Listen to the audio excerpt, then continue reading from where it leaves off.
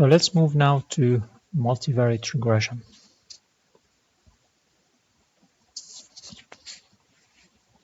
So essentially, we will extend what we just did to a multi-variable case where we have more than one input variable x. So instead of just x, we'll have x1, x2, x3, but we still have one output y. So xj then becomes an n-element vector, which is essentially the multivariate case that goes down to one by one vector if we're talking about univariate regression. Again, our hypothesis space is the same. So here we express it as a dot product between a weight vector w and our input vector x. J means that's the j data point. Once we do the dot product, essentially it becomes a summation of weight I, xj, component I. Now you notice that this is missing intercept, which was w naught in the univariate case. So we will get around this by putting a constant 1 at the beginning of each input vector, such that we have a weight that is multiplied by 1, which essentially gives us the equivalent of an intercept coefficient w naught. So then the fix then is going to be by inventing a dumb input attribute. We will call it xj comma 0, which is always equal to 1. So then h then becomes, like I said, is the dot product of the weights and input vector. And again, we're looking for the best set of weights. We'll call it the vector w star, which minimizes this squared error loss over all the training example. Okay, so we're minimizing over the w space the sum of the L2 loss for all training example from j equal 1 to n. So multivariable linear regression, as you can see, is not much more complicated than the univariate case. So again, we're going to apply gradient descent and try to reach a minimum of the loss function.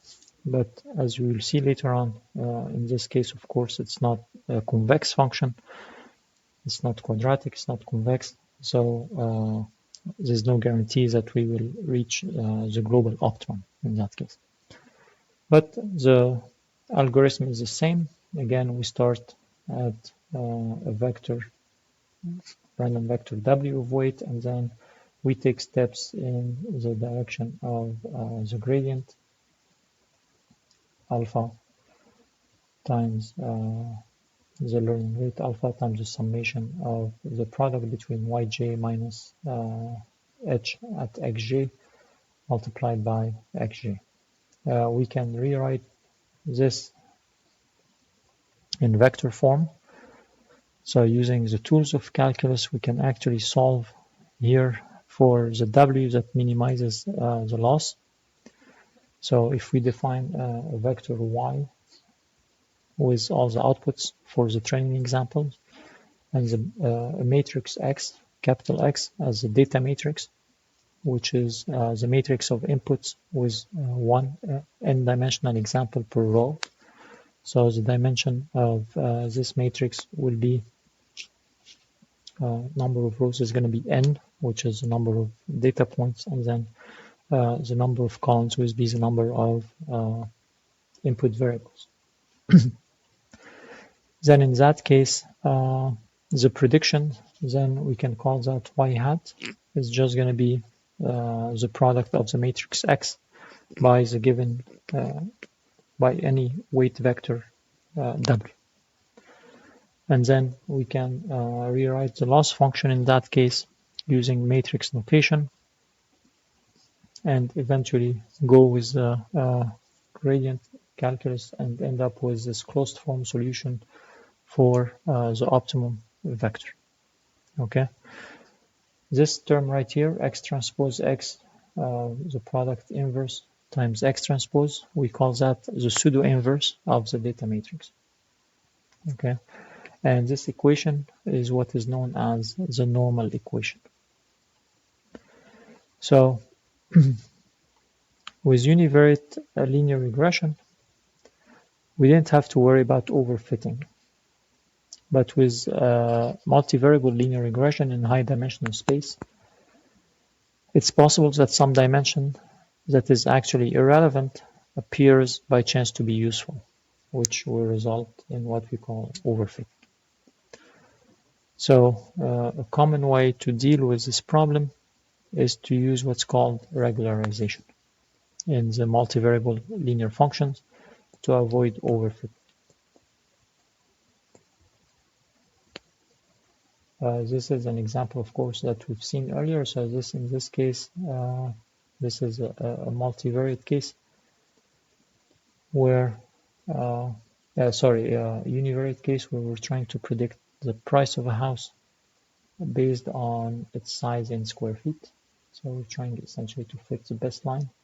And you can see the plot of the loss function here to the right, how it's convex, and how we can visualize here the optimum weights, which turn out based on this data, 0.232 for W1 and 246 for W0. So let's get back to overfitting and regularization then. So remember that regularization, essentially the goal of regularization is to penalize models that are too complicated, okay, because the more complex a model becomes, the higher the possibility of the model fitting the training data and not generalizing well at making predictions. So we want to add to the loss function, we want to add some term that is proportional to the complexity of the hypothesis of the model. Okay, so essentially we will use our same loss function that we have right now, but we'll add to it a term that's proportional to complexity of H. How many terms does H have? Of course, this will force the algorithm to reduce the number of non-zero weights, because by doing that, then the complexity of H is reduced, which can contribute to the overall reduction in the cost for a given hypothesis.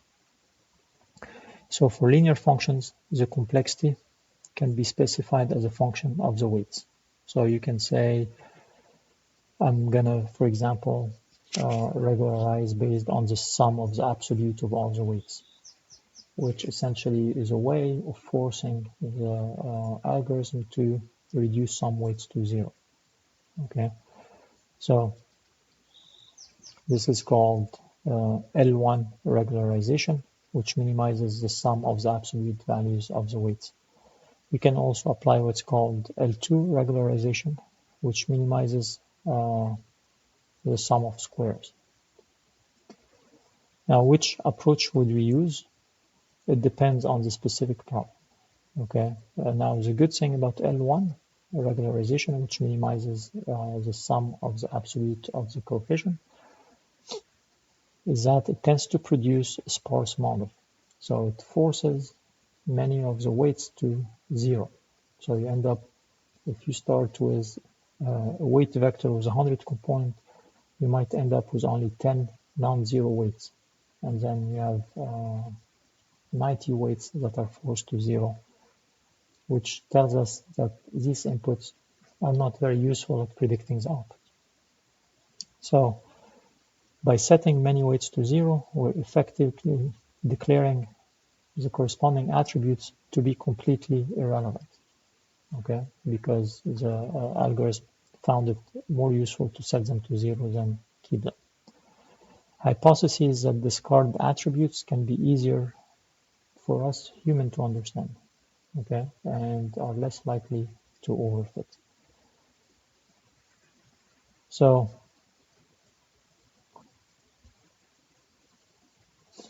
This is a graph that explains why L1 regularization tend to produce a sparse model. So on the left here, with L1 regularization, you get a box. The minimum achievable loss at each level of loss function here often occurs on an axis, meaning a weight of 0. So in this case, you can see that the optimum happened with W1 equals 0. The minimum loss, however, for L2 regularization here, the optimum point W star can happen anywhere on the circle, which means that both W1 and W2 do have a weight in that case. Okay, so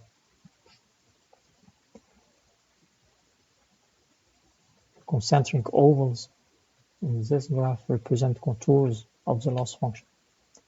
As you can see, the absolute minimum loss is at the center.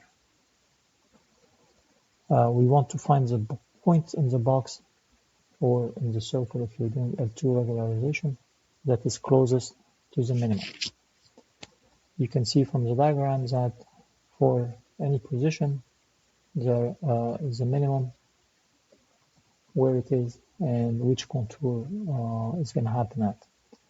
Okay, so this is the benefit of using L1 regularization, is that the minimum will always happen at one of the corners. Okay, so which means some weights will be forced to 0.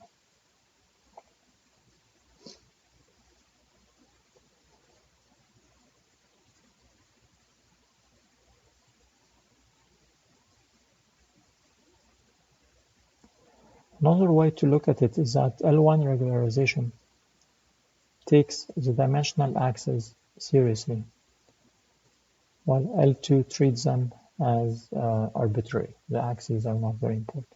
The L2 function is spherical, which makes it rotationally invariant. So if you imagine a set of points in a plane measured by their x and y coordinates, if you rotate them by 45 degrees, you get different set of points, x prime, y prime, representing the same point but in a different coordinate set. If you apply L2 regularization before the rotation and after the rotation, it doesn't make a difference. Okay, you get exactly the same answer. However, with L1 it's not the same. So L2 then is appropriate when the choice of axes really is irrelevant. Okay, it doesn't matter what you call L1, what you call W1 and what you call W2. Okay, with L1 regularization, however, you'll get different answers if you rotate the coordinate system, because as you can see, the L1 function is not rotationally variant. So that's appropriate when the axes are not interchangeable. For example, if W1 represents the square feet of the house and W2 represents the number of bedrooms, you can see that we can just flip them and say, okay, W1 is equal to W2 and flip them. So in that case, of course, it's important to know which one of them should be forced to 0 if it's not predicting anything. Okay, maybe the number of bedrooms is not as important as the square footage, and in that case, it would force W2 to 0. That wouldn't be the case with L2 regularization. Okay, let's continue the next part.